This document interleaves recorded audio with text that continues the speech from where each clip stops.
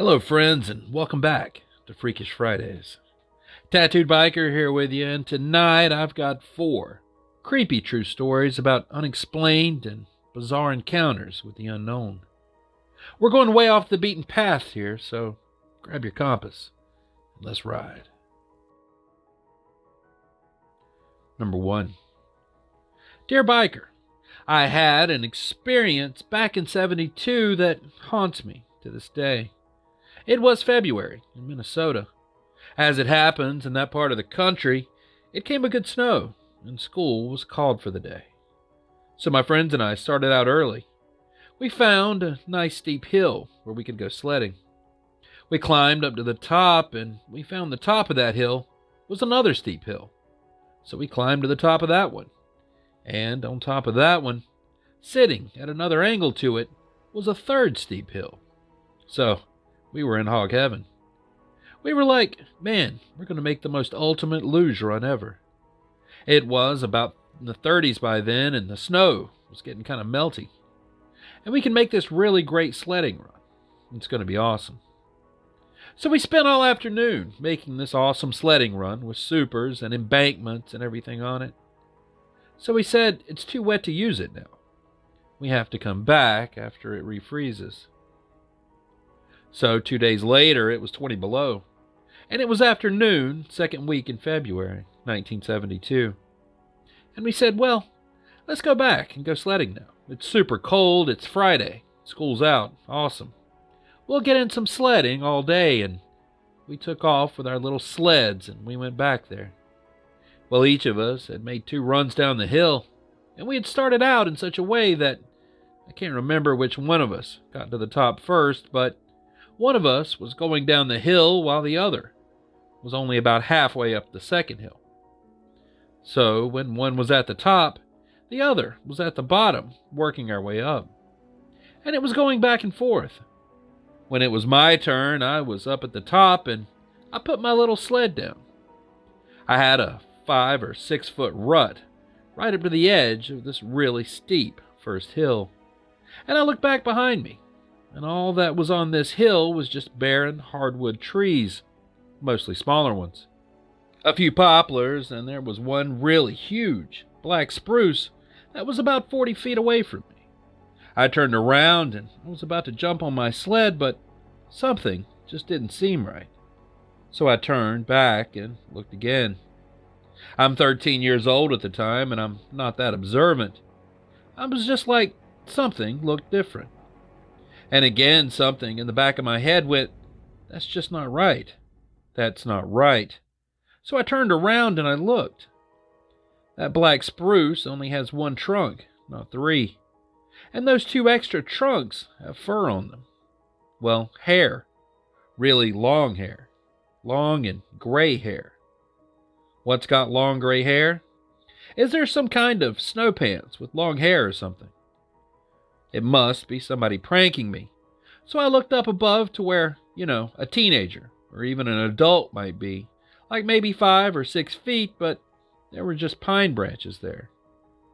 Then I noticed something rustling above that tree, maybe 3 more feet. So I looked up above that, and up at 9 feet, there was this face looking at me, using its hands to hold back the branches so it could peer at me.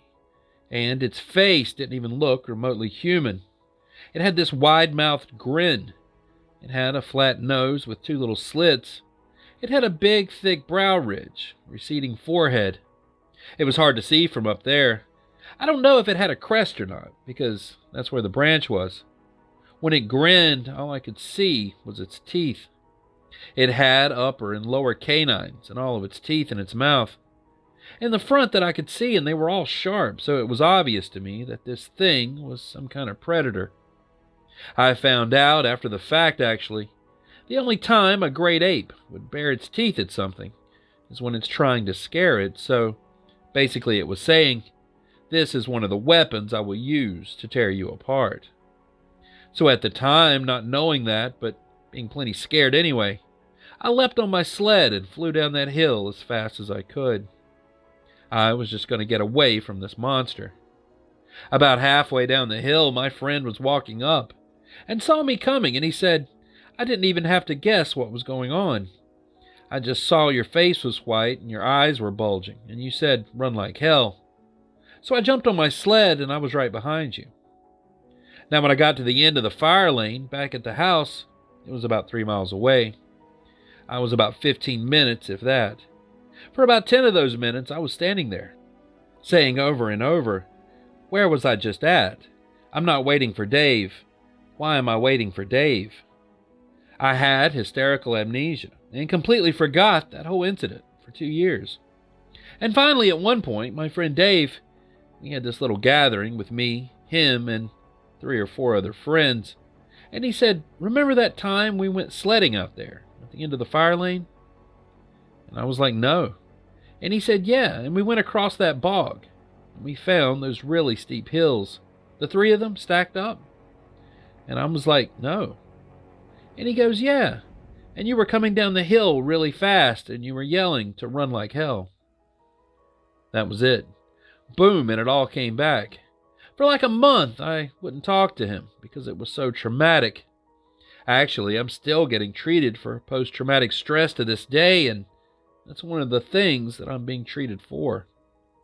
When you're 13 years old and you see a 9-foot predatory monster, which I think now was a Wendigo, after a few decades of studying and researching, it's not a comforting thing. And it also ruins your belief in authority figures and your parents who told you that there's no such thing as monsters. There is a freaking monster out there.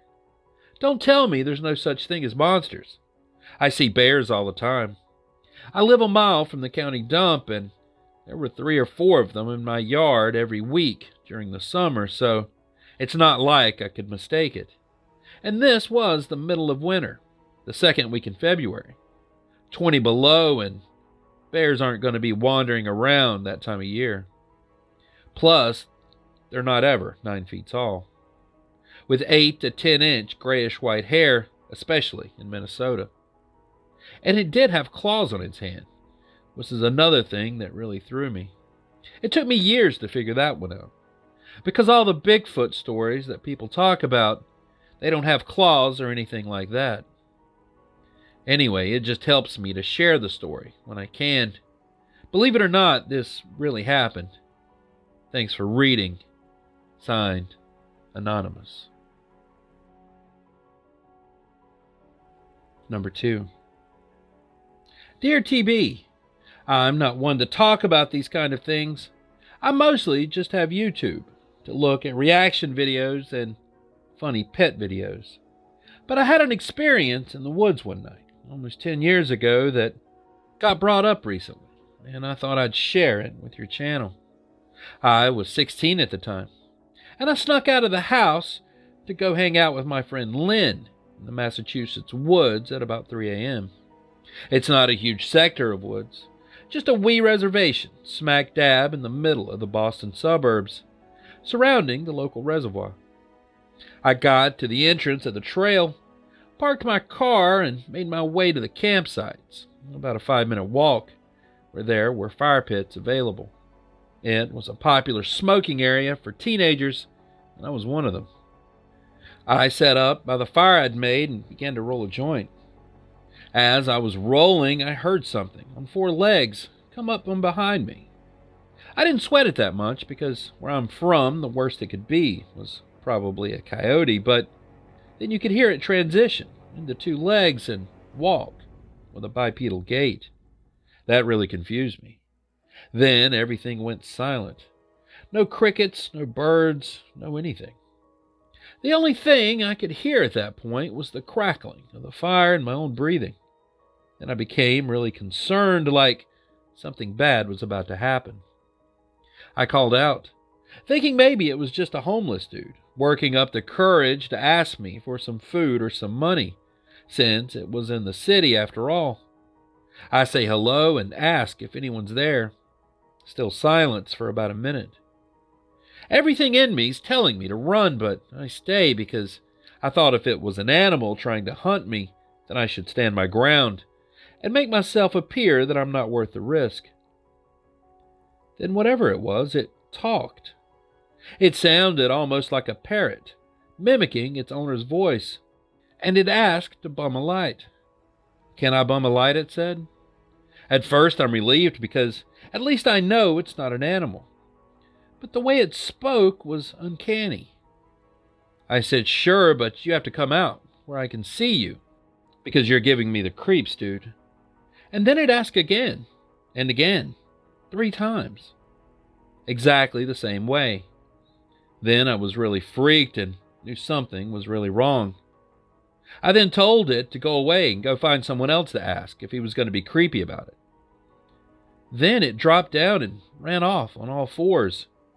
You could hear all 4 feet hitting the ground as it ran away. Then the crickets came back. The night birds started to chirp again, and the air even felt warmer.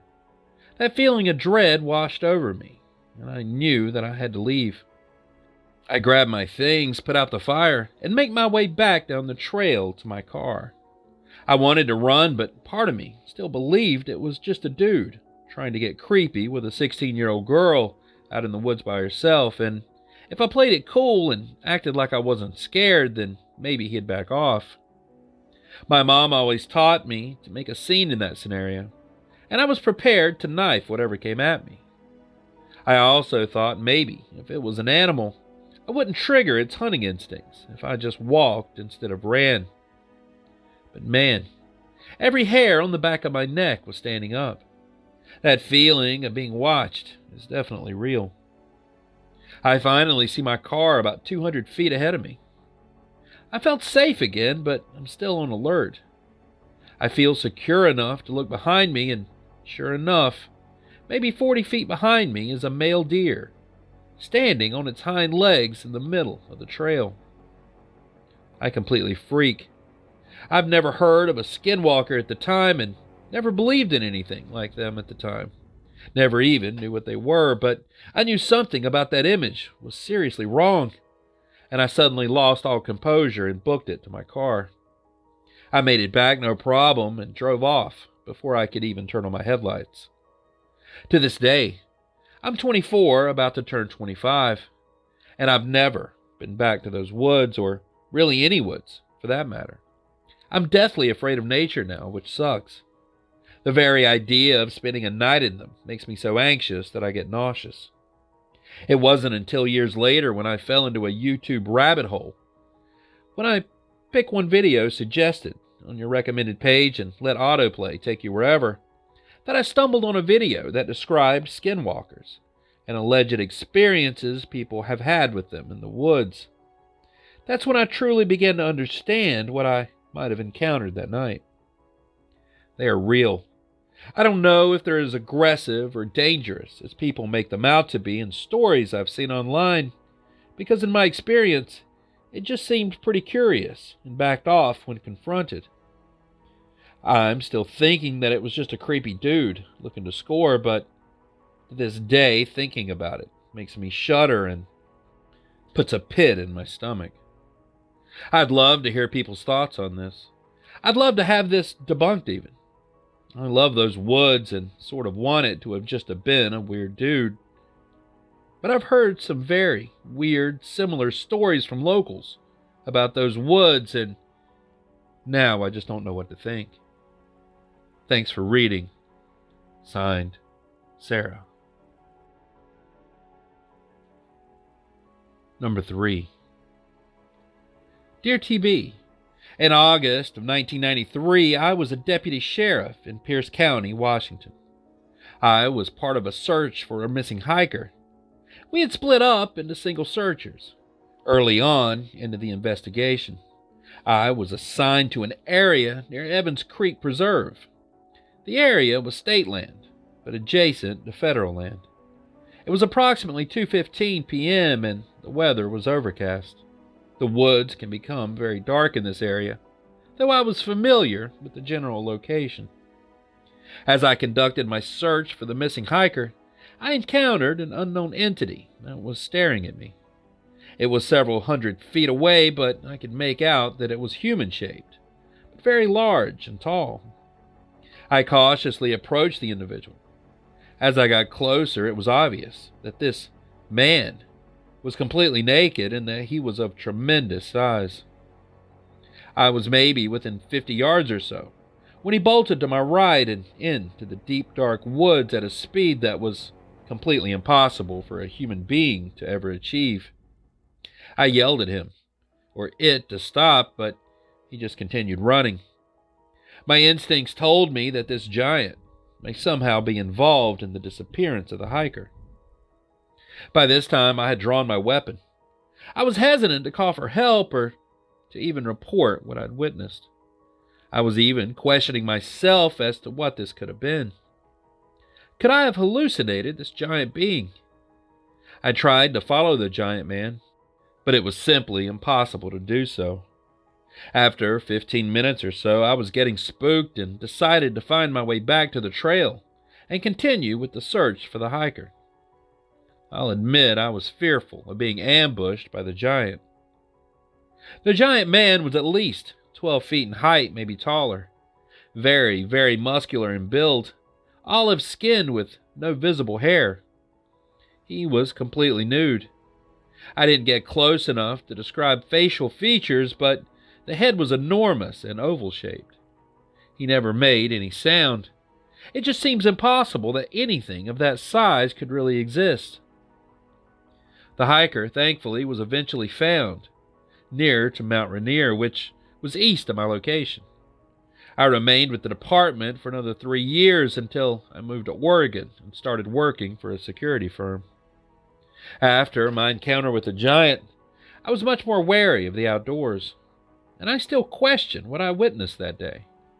But I never told anyone other than my wife and a close friend about the incident, and I'm not sure they believe me. I've never heard of any related sightings here in the Pacific Northwest. This is why I shared it with your channel. Have you or your listeners ever read of or heard of a similar sighting? Do the giants really exist? Thanks for your time. Signed, Lonnie. Number 4. Dear Biker, this incident happened in October 1988 and has seemed to only come back to me over time. For years I thought it was a vivid dream, but now I'm wondering if this really happened to me, and if it was blocked from my memory when it happened. My father and I were bow hunting for deer on the border of Illinois and Wisconsin, near Joe Daviess County, Illinois. I was 15 years old at the time of the event. I had a deer come under my tree stand and take a shot. I waited for my father to return to my tree, as he was about a mile away in his own tree stand. This was well after dark. I told him that I had taken a shot, and we proceeded to follow the blood trail together. As we were walking through the field following the trail, I observed a violet light hovering over the tree line, going from left to right. I told my father, and he didn't pay much attention because he was following the blood trail, and told me just to quit messing around. I shined my flashlight at the light, and it darted off toward the woods very fast. After some time, the trail stopped, and my father said that we should resume the search in the morning, but he thought I should probably take a brisket shot, too low, and it wasn't going to get the deer. That night, we ate dinner, cooked by the Coleman stove, and got ready for bed in the back of his old 1973 Chevy pickup. It had a metal cab on the back, and I remember windows on the side and in the back. My dad snored loud, and I remember him snoring that night. As I was lying in the back of the truck at some point in the night or early morning, I remember having a frightening feeling that somebody was watching me, to the point I didn't want to even open my eyes. I did, and through the side window, I saw what I think was the big-eyed, large-head gray looking back at me. I closed my eyes again and heard what was like a mechanical voice telling me, "We aren't going to hurt you." Then something made me open the back window of the truck cab and get out. When I did, I saw 3 short and 2 taller, big-headed, big-eyed aliens, and a disc-shaped craft landed in the field about 200 feet away from the truck. I remember the little ones touching my fingers and leading me toward the craft, saying, "Don't be scared," in that weird mechanical voice that only seemed to be in my head. That is all I remember. I woke up in the back of the truck thinking that it was only a vivid, scary dream, but it's bothered me ever since it happened. To this day, when I see an image on TV or anywhere else of a big-headed, big-eyed, gray alien, it sends chills down my spine. I appreciate you letting me share. Signed, Tyler. And there it is. All I have for you tonight. What'd you think about these? What do you think they were? I'd love to hear your thoughts in the comments below. And if you have a strange experience to share, send it to the email in the description, and your story may just end up in a future video. So thanks again for watching.